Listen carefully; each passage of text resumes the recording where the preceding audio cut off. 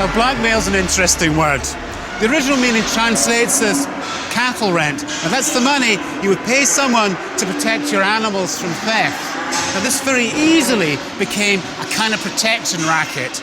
Highland clans like the MacGregors could extort money from their lowland neighbours especially. Pay the blackmail or lose your cattle. Rob Roy also profited from using other men's money to buy cattle in the Highlands. His well-to-do clients hoped their investment in Rob Roy's cattle know-how would prove to be a lucrative venture. Rob Roy made quite a decent living at the cattle business. He bought property, considered himself to be a gentleman, and no doubt thought that he'd travelled a long way for a member of a prescribed clan. But then disaster struck. He went bankrupt. Now all the MacGregor instincts for survival kicked in. Absconding with his client's money, Rob Roy headed for the hills. This act of desperation marked the start of 20 years on the run and the beginning of the myth of Rob Roy, the outlaw and romantic hero whose exploits would make the MacGregor name world famous. Now, Rob Roy would never have achieved celebrity status without good PR, and he got the best when Sir Walter Scott, the great romantic novelist, dramatised his life in the 19th century.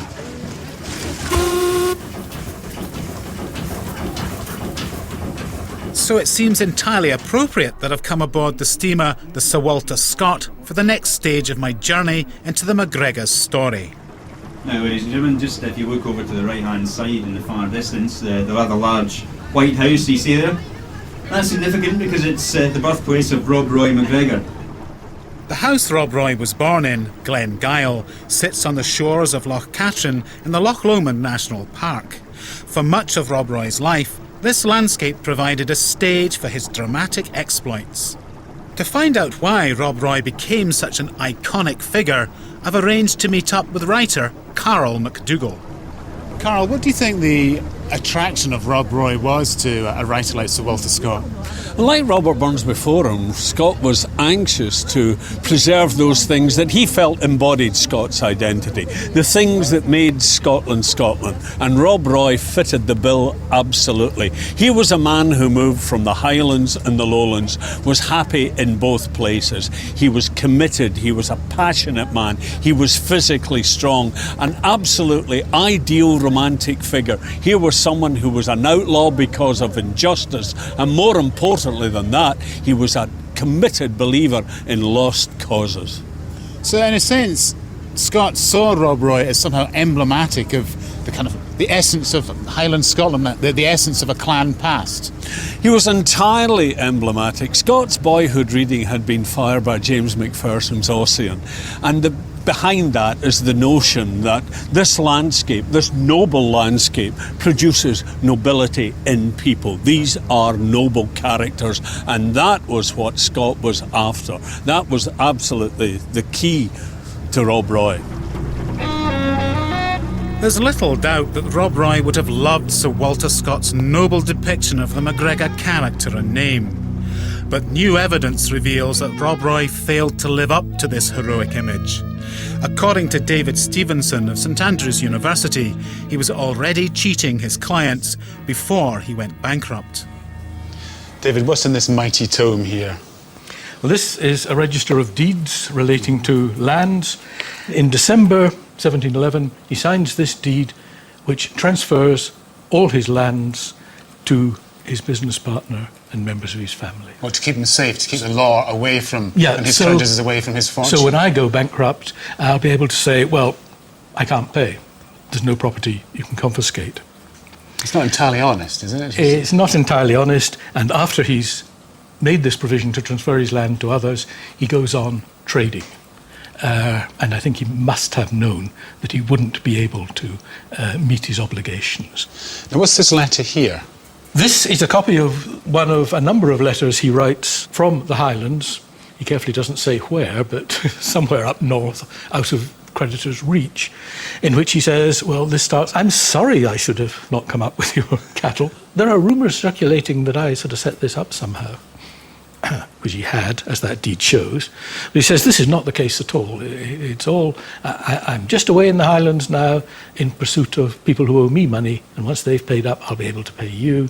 And I may have to go to Ireland, but don't worry, everything will be all right in the end. I mean, do you think he was being sincere, or was this just a piece of spin? Was he really going to get money? Well, I think it's a piece of spin. I mean, he's writing these letters to different creditors, and they tend to tell different stories, depending on which creditor he's trying to convince of his honesty. And this inconsistency, I think, is a bit of a giveaway. He is a very good storyteller on paper and in person. I was fascinated to see that Rob Roy had signed himself Campbell, as if to underline this veneer of respectability. But according to David, new evidence is even more damning. Rob Roy, celebrated rebel and Jacobite firebrand, was actually a British government spy. He is on the side of the Jacobites, leading the MacGregors, but they don't trust him. It's quite clear the Jacobites don't trust him. They like him, he's a nice guy. But they don't trust him and the MacGregors with their main army, and quite rightly, because he's sending intelligence reports to the Commander-in-Chief of the British Army, the Hanoverian army. Well, you found evidence for this. You found evidence that he was passing on secrets to the enemy, in inverted commas, to the enemies of the Jacobite cause. There's pretty good evidence of this. This has been mentioned in the past, but it's been excused saying, well, he was just keeping, a foot in the other camp just in case. But he wasn't sending anything of importance. Well, everyone at the time seemed to think he was sending pretty good intelligence reports. Now, that really goes against the idea of Rob Roy, the hero. I mean, selling secrets to the enemy. There's not much integrity, but it's keeping alive and keeping your family alive, which, when it comes to it, is often people's first priority. Rob Roy not only survived, he earned a royal pardon for his espionage work. After 20 years, the old outlaw came in from the cold, keen to restore honour to the MacGregor name. Rob Roy may well have died from wounds he received after fighting a final duel. Now that's a fitting end, no doubt, for a man who, despite all the odds, became not just a folk hero, but the original tartan-clad warrior of popular imagination. Now, it's this celebrity that surrounds Rob Roy that no doubt helped to keep the MacGregor name alive until the royal prescription was lifted in 1774. And this is Rob Roy MacGregor's grave, and the inscription says so much about the nature and the character of this man who lived and died a MacGregor despite them all. In a sense, Rob Roy's defiance is a fitting tribute to any clan's attachment to its name. Once a MacGregor, always a MacGregor, even if you could only celebrate the fact in secret. And it's into the secret heart of MacGregor country, not far from Rob Roy's last resting place, that I've come to end my journey into the MacGregor story. Now, for years I'd heard rumours of a strange memorial to the sufferings of all who bore the MacGregor name, and it's only now that I've been able to locate it.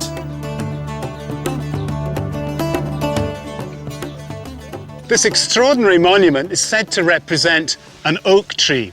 Now, an oak tree is the traditional emblem of Clan Gregor, and the scars and the stonework and the lopped-off branches up there symbolise the countless MacGregors who perished during the clan's bloody history.